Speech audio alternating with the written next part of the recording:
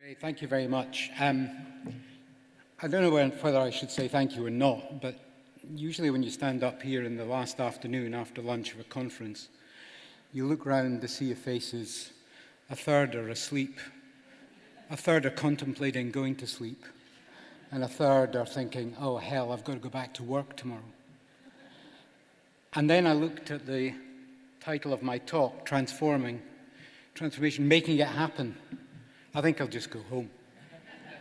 But seriously, I want you all to waken up because I can't make transformation happen. None of the Bevan commissioners can make things happen. Judith and her management team at NHS Wales can't make it happen. The people who can actually make it happen are you in this room. Yes, you need top-down enablement through brave decisions and creative policy, but more importantly, it's about bottom-up. Each and every one of you, whether you're in health or social care, whether you're in senior management, middle management, or in fact you're a social carer or doing another job within our wonderful public service, you can all make a difference. So my presentation today is really about activating you to go back and don't do what I've done for the 40 years of my medical career, is when I go to these events, where you find them really interesting, you get stimulated, you maybe talk about it and think about it for 2 or 3 days, and within 5 to 7 days, you're back on that hamster wheel and you're doing the same thing every day, and this has become a distant memory.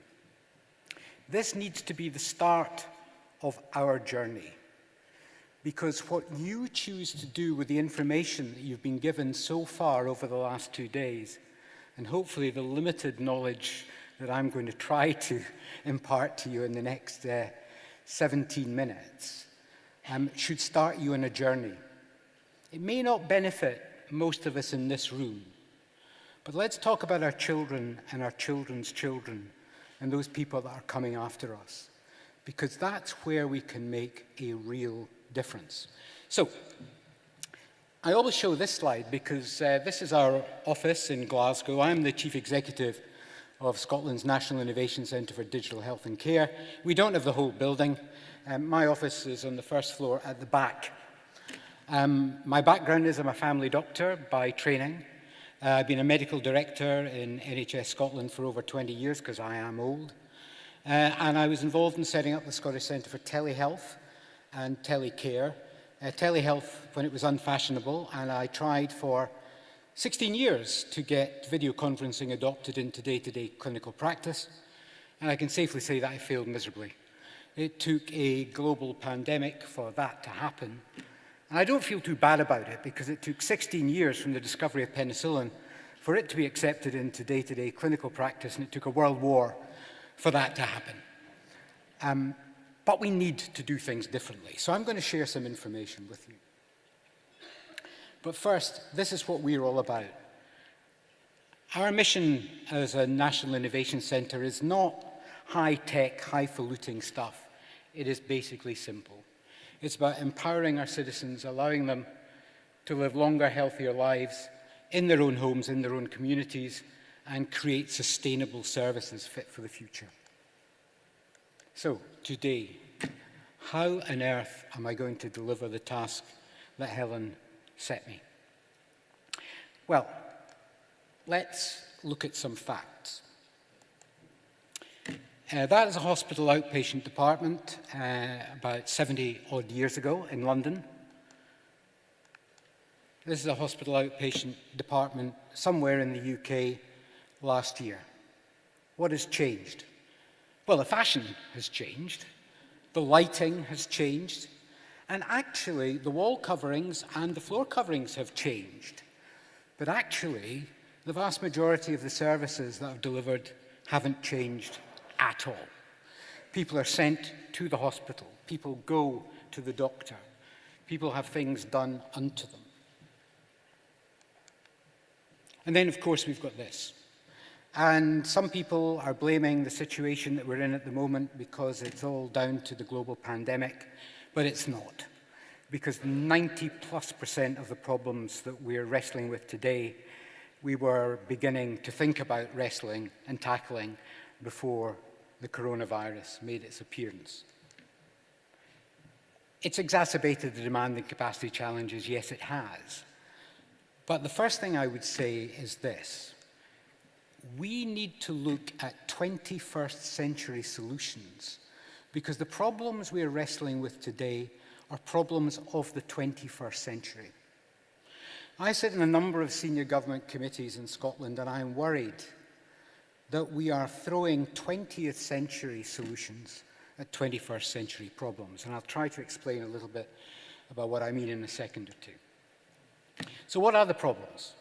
Well, first of all, the percentage of gross domestic product of any nation, be you in the global north or the global south, is increasing exponentially, and health and care provision, the way we've been delivering it at the moment, is not sustainable in the medium or long term. You can argue it's not sustainable in the short term. We've got an aging population, and with that comes opportunities, but it also comes with challenges. The challenges of non-specific aging problems, frailty, for example, dementia, and of course, long-term conditions. I commissioned this work in Scotland a few years ago, and it shows the projected prevalence of the standard chronic diseases, hypertension, diabetes, cardiac failure, respiratory disease. And you can see it is increasing. It's the same here in Wales. But what we modelled in Scotland was, if these new patients presented to the way we are providing our services for these conditions at the moment, could our system cope? We don't have the capacity to cope. But we haven't actually seriously redesigned our services to do anything different, not yet. And then there's this issue. There's the workforce issue. We heard in the news earlier about recruiting more doctors, recruiting more staff. Throwing staff at the problem is not a medium or long-term fix. If you look at the slide that shows the global workforce available for health and care delivery internationally, there is an increasing deficit. So the developed countries, the rich countries of the world who've bought themselves out of trouble in the past, that is not going to be sustainable. So how do we change? It's about activating our citizens. It's about activating our citizens to make better informed health and well-being choices. It's activating our citizens to deliver more of their own health and care themselves, supported by public services. And I'll go into a little bit more about that in a minute.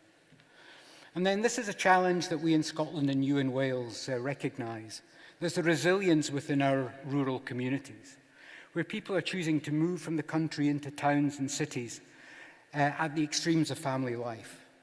Sometimes because they're looking to access better education or services for their children, and at the other extreme, to be closer to what they regard as more resilient and more effective healthcare. That's a problem, because if you look at the other side of the world, super cities create equally as many problems, and we have to address these. Also, we've got the issues about loneliness. We talk about remoteness and rurality being a problem, but you're equally, if not more, lonely in a busy city than you are in a rural community. And of course, as we've heard earlier, we've talked about climate change. But we're living in a much more connected world. So how do we capitalize on those opportunities?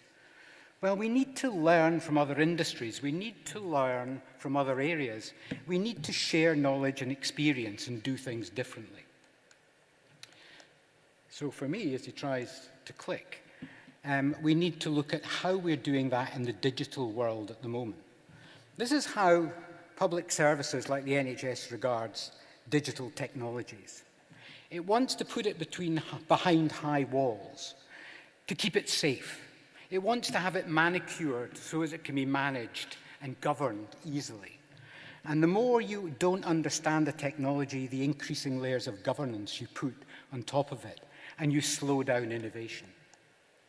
But this is where you and I live.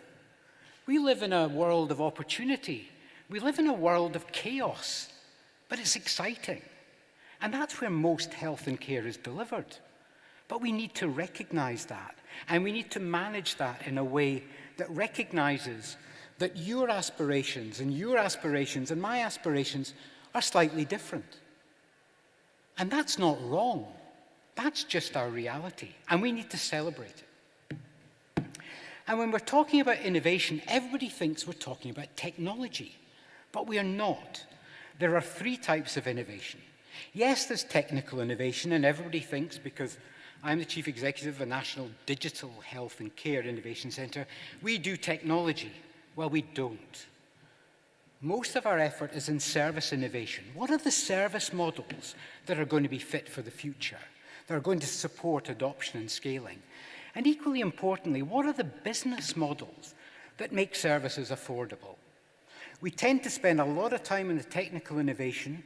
We tend to spend a little thought in the service innovation and very little on business innovation. I would suggest to you, for adoption and scaling, each needs to be considered as equally valuable and equally important. That's how we'll move things forward. So when we're thinking digital, and when you are thinking digital, what do we mean? Well, this is what we have learned. The technical principles, there are 3 of them. Create data only once and use it many times. Trust in distributed data. Don't lock it up behind those high walls, but keep it safe. And most importantly, personal ownership of data. And I'll talk a little bit more about that. It's not a hospital's data. It's not a health system's data. It's your data and my data. And when we talk about data, we're not talking about numbers, and we're not talking about blood results, and we're not talking about an X-ray picture. We're talking about your story, your lived experience. That's what data is. So when we talk about service design principles, everything we do going forward needs to be predictive and proportionate. Just because you can do something using digital technologies doesn't actually mean you should.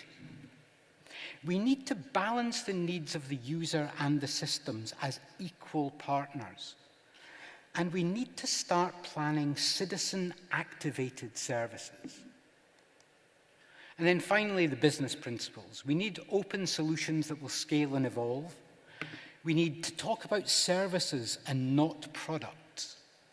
And we need to support the consumer and the commissioner, again, as equals. And as I said to you, it's all about data. And our data has value, but I'm not talking about money. Everybody thinks we talk about money and value. When we talk to the citizens of Scotland, it would be the same in Wales, we asked them, what's the most important thing to you?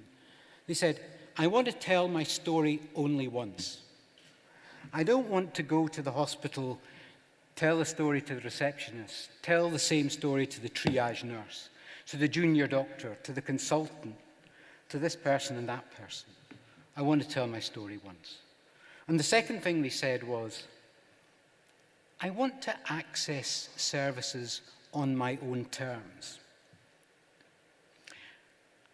And I didn't understand what that meant. But I talked to a self-employed builder who basically said, if I have to take time off work to go to a hospital appointment, I don't earn money. And I have got a long-term condition, and I have to go 2.5 hours to my hospital for a 10-minute appointment to be told, everything's okay, carry on what you're doing, we'll see you again in 6 months. Now, I'm sure a number of you are probably well aware of that familiar, we'll see you again in 6 months. That is how we in the healthcare system manage risk. If I continue to see you, I am managing the risk. If I discharge you and I lose sight of you, someone might come back and knock on my door and say, why did you do that? Look at the harm that's happened. This is no way to run a railroad, as they say. Just think about that. Now, here's the interesting thing. When you look at the global tech companies and their attitude towards data, it is different. They understand how important it is. It's about understanding the lived experience. Now, they don't use it the way we would do it, because we want to use data ethically. The Googles and some of the others of this world, and I just use them as an example, not as to blame, but they do it for commercial advantage, because the more they know about you and I, the more they can personalize services. They do that because they want to create dependency. They can sell us more product. Now,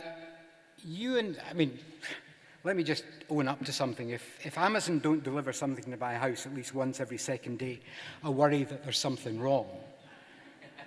But I also know that Amazon sell my data. But I will trade my personal privacy for convenience. And you guys are doing that on a daily basis. Some of the things you won't be aware of. So, for example, if you go home tonight and you either have Sky or you have Virgin cable in your house, if you and your next door neighbor are watching the same program at 7:30 tonight on the television, the advert that you will get in between that program will be different to the advert that your next door neighbor is seeing. Did all of you know that? I bet you didn't.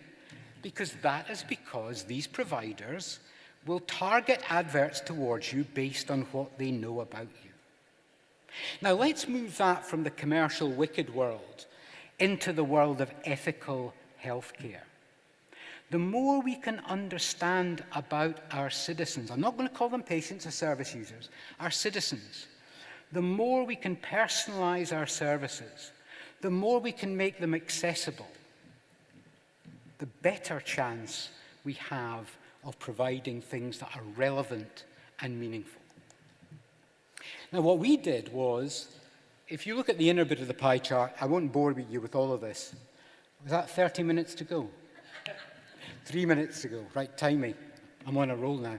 In the inside of the pie chart are the social determinants of health. Basically what it says is the effect on your well-being and my well-being down to the health and care services, about 20% of it.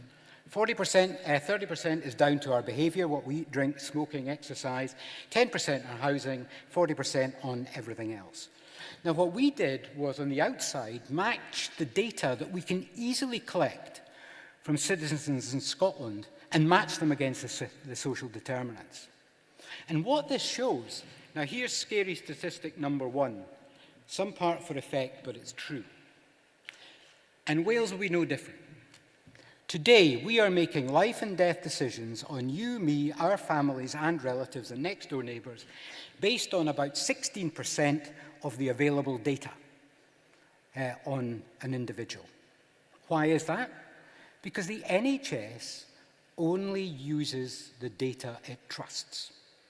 And the only data the NHS trusts is the data it generates itself. Fact.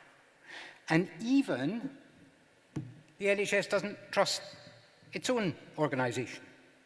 Hence the reason a blood test done in the general practice in the morning is repeated in the hospital in the afternoon, even though it goes to the same laboratory. Fact. Let's not blame anybody for it, but just let us recognise the challenges we've got. And these are the things that you guys here can start to call out and can begin to influence. So, question for you. What if we not take 250 data points, but what if we took 5 or 6 citizen-generated pieces of data and blended that with formal health and care data and other data from the public service? We then had a better understanding of the lived experience of you, me, and our families. We can plan better health and care services on the back of that, and we can enable them. But to do that, we need technology. We need to put the citizen at the heart of everything. We need to give them access to their own data, but we need to give them, that's them, you, me, and everyone in this room, the tools to be able to curate that data, to make better informed health and care choices, and to deliver more of their own care. And we can do it. 95% of the e-health spend in Scotland up until 5 years ago were on technologies that were there to benefit either the organisations or the people employed by those healthcare delivery organisations. The patients, our citizens, were the passive recipients of that largesse. We're now beginning to realize we need to invest in digital services that actually are targeted at our citizens to allow them to become activated and empowered. We need to unlock their data. And we do need to use AI and machine learning, but let's use it where we know it can add value. So that's what I mean by next generation services. It's about getting the train tracks right so as data flows from where it's generated to where it's needed as safely and securely as possible. You, me, citizens need to be at the heart of that. We actually have built this infrastructure in Scotland. The technology exists. It's the cultural wherewithal that we need to address. So for me, it is all about innovation, but most importantly, it's all about collaboration. Thank you very much indeed for listening.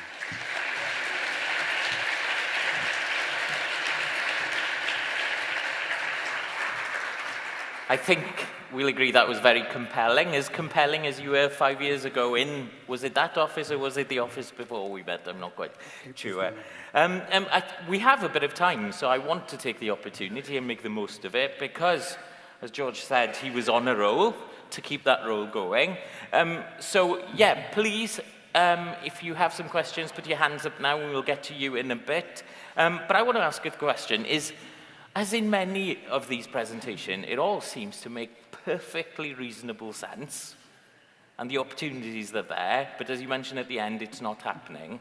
So what are the barriers to that? Is it that decision makers haven't heard you talk yet?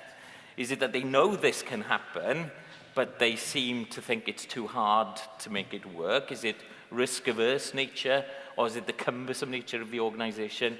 So why do things that seem on the surface to make sense just not happen? Yeah. It is all about culture, and we know that's the case. There are two or three things.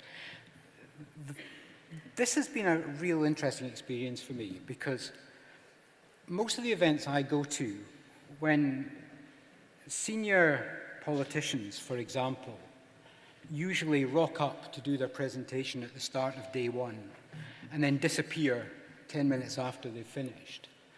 And they don't stay for the rest of the event. And therefore, and that's the same with chief executives and senior leaders in most organizations, and I've been as guilty of that as anybody else. But if you don't understand the art of the possible, how can you make informed choices and changes?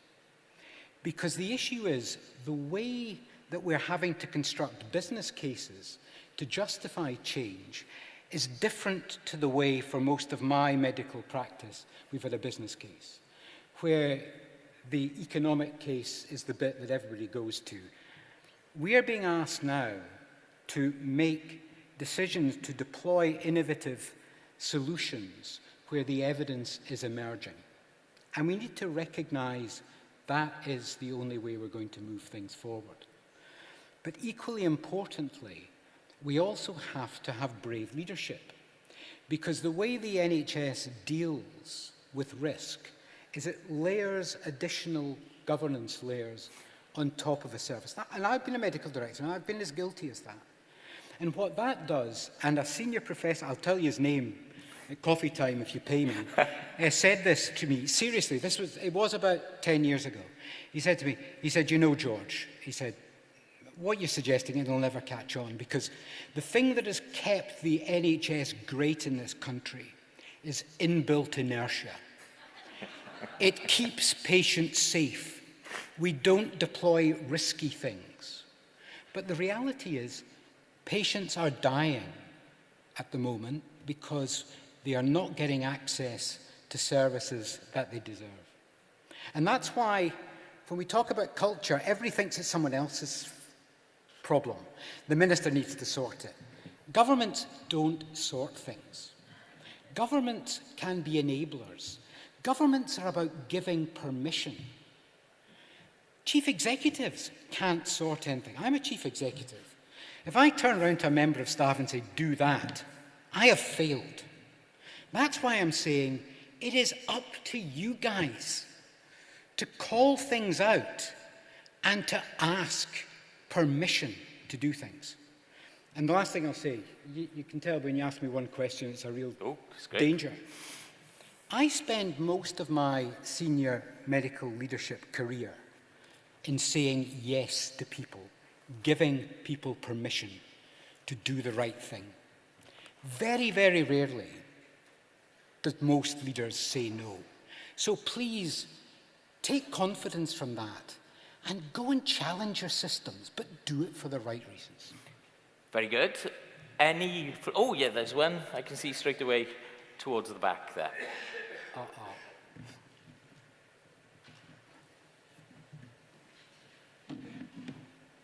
Thank you. I'm really inspired, and it is still the hope in me. Thank you so much for your presentation. I have 3 questions. It depends on time whether, or you can choose either of the 3 questions. I guess the first question I'd like is, I guess, a data from ourselves, from our citizens.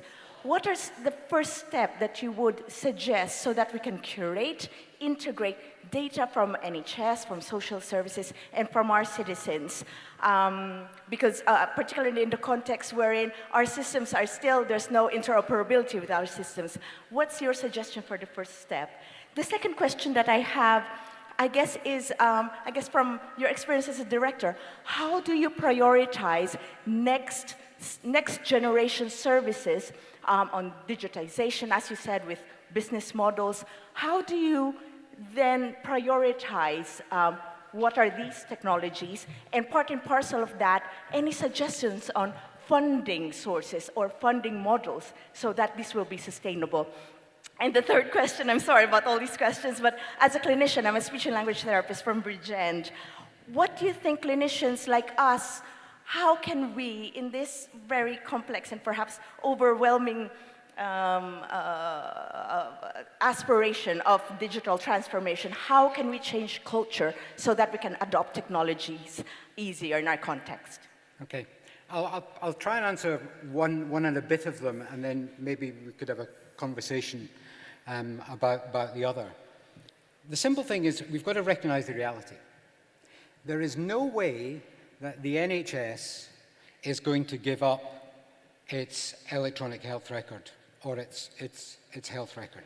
That is never going to happen. What we're suggesting is, and what we are developing in Scotland, and what we have actually deployed and are deploying in a demonstration type environment, although it's gone live, is a person-held file, a citizen-held record. So the citizen can have their own data, which they own. It's a fully GDPR consent-driven model, and they can share that data with whoever they want to, with their doctor, the optometrist, the pharmacist, or whoever. The next door neighbor, you name it. They've got full control over it. They can delete it.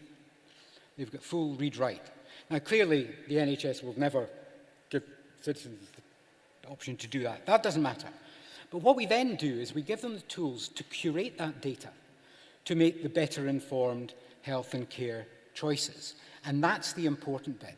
We're not going to turn the nation into 5.4 million data scientists. Let's not be stupid about this. But there are things that make life easier for people.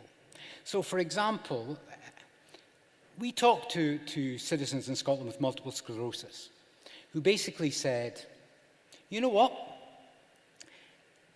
I go to the clinic and I'm told, I've got multiple sclerosis. Get on with your life. Look positively at it. Do as much as you can. Be all you can be. But every year, government asks me to fill in a benefits form. And I have to say on that form how disabled I am to justify me continuing to access certain allowances. That actually makes me depressed. And for the 3 months after I go through that process, I really feel pretty low and not good, not in a good place.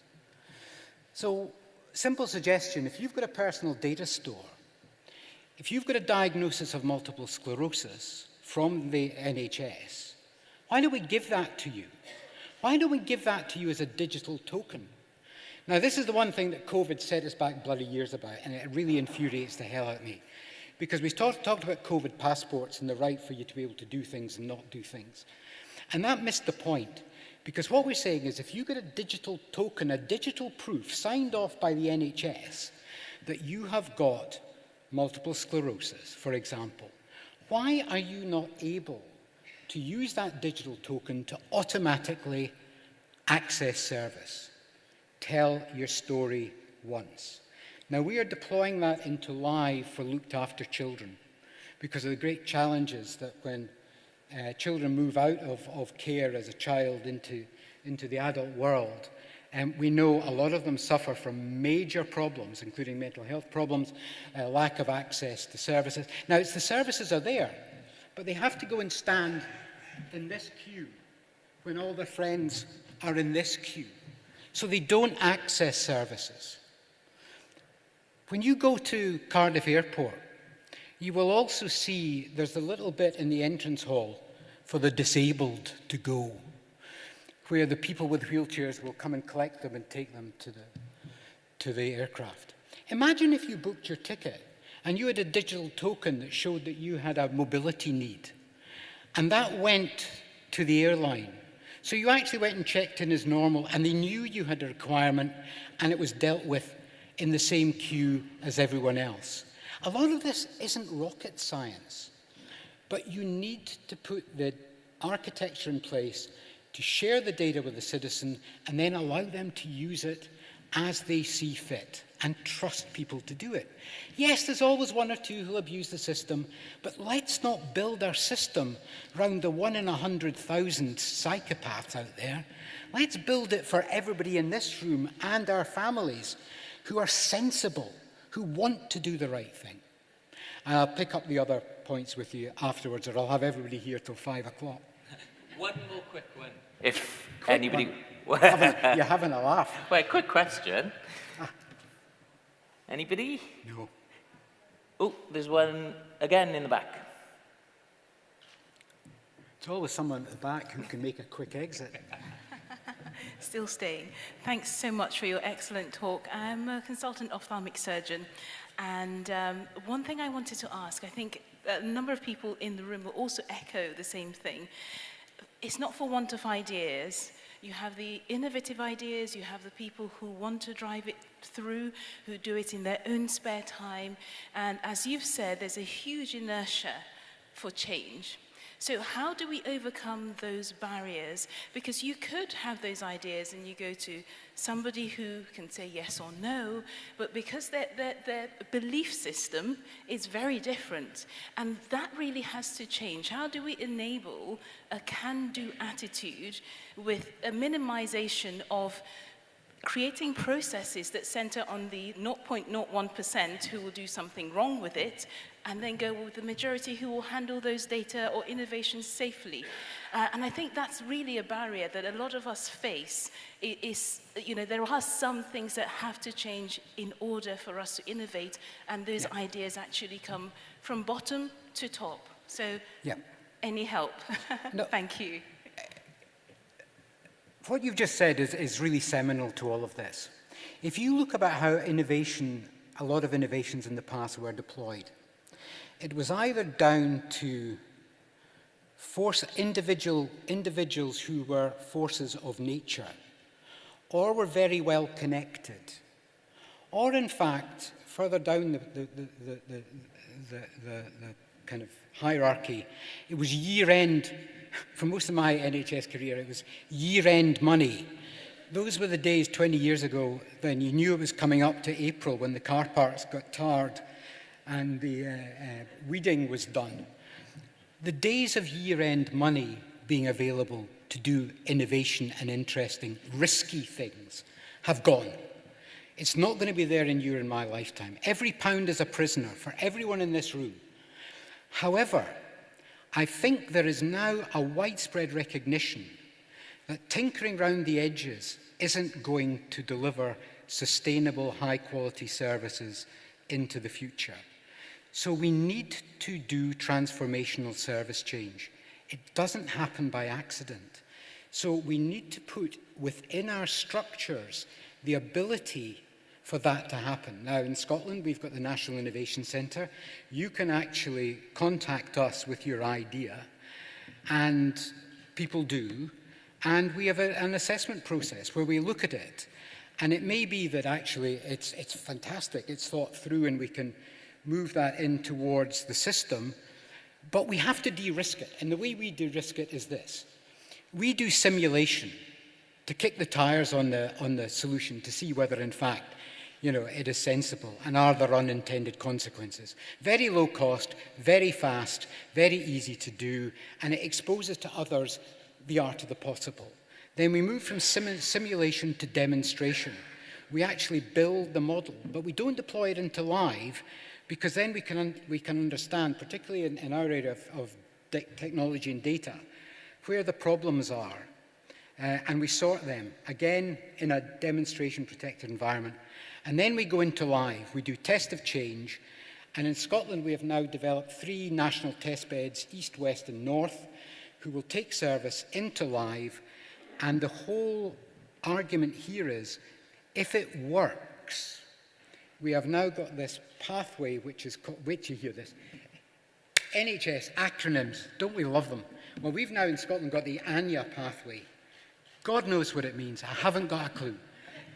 But it's about accelerated innovation into national adoption. And so if something works, demonstrates to work, has been robustly evaluated, it will go into that national programme and will be rolled out across the whole of Scotland. We're only starting that journey now, but we've got 3 or 4 programmes that are going down that route. And that has been built on purpose. And our Director of Finance found several £1 million to support that pathway, but that was hard going. And the risk is that, as you know, as increasing demand and challenges hit the service, what we will do is we will throw money at 20th century solutions to get us through. This winter, next winter. The system always does that. We have to say enough is enough. We can't do that. We can't just put extra clinics on in the evening, buy in from the private sector, do extra operating lists on a Saturday. That's not what it's about. Those days, and I've pulled those levers in the past, these levers ain't there to pull anymore. Let's recognise it. Can you show your appreciation, please? I'll leave now.